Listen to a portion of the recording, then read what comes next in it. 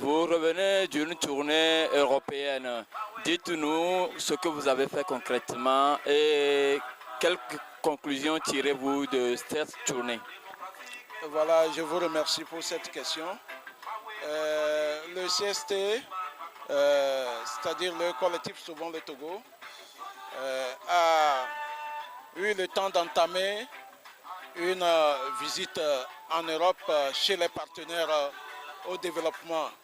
Vous savez, aucun pays ne peut vivre en autarcie et les pays vont ensemble. Et au niveau du Togo, depuis plus d'1 an, le CST est né et c'est la première fois qu'il sort pour aller se faire connaître sur le plan international. Donc nous sommes arrivés à Paris, nous avons été reçus à l'Élysée, en l'occurrence Jean-Pierre Fabre, qui est membre du CST.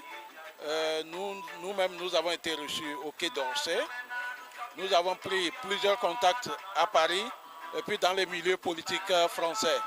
Ensuite, nous sommes allés à Genève pour rencontrer les membres de la Commission de l'Union européenne qui s'occupent de l'Afrique de l'Ouest et du Togo. Ensuite, nous avons vu aussi le cabinet du président du Parlement composé de plusieurs personnes pour qu'on leur dise ce qui se passe réellement sur la terre de nos aïeux. Ensuite, nous avons aussi rencontré la diaspora dans son ensemble, celle de la Suisse, celle de l'Allemagne, une partie, et puis celle de la France.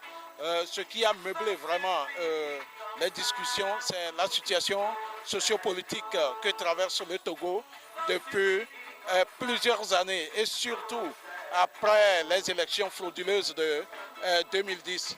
Vous savez, nous leur avons expliqué qu'aucune élection au Togo n'a été propre. Toutes les élections au Togo sont des élections frauduleuses.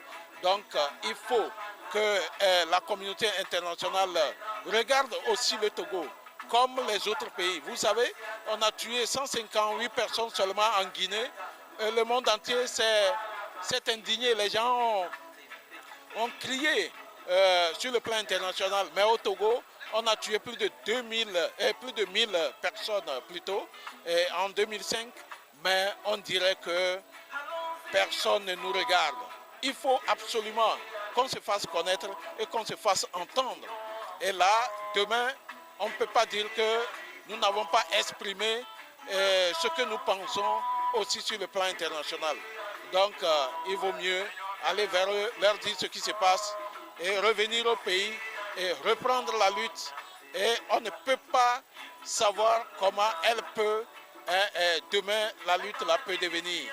Donc, nous mettons les pieds partout pour avoir des partenaires de démocratie, des partenaires qui sont liés à l'état de droit pour que aussi dans notre pays, qu'on connaisse une vraie démocratie, un état de droit pour les Togolais. C'est ce qui a vraiment meublé nos discussions.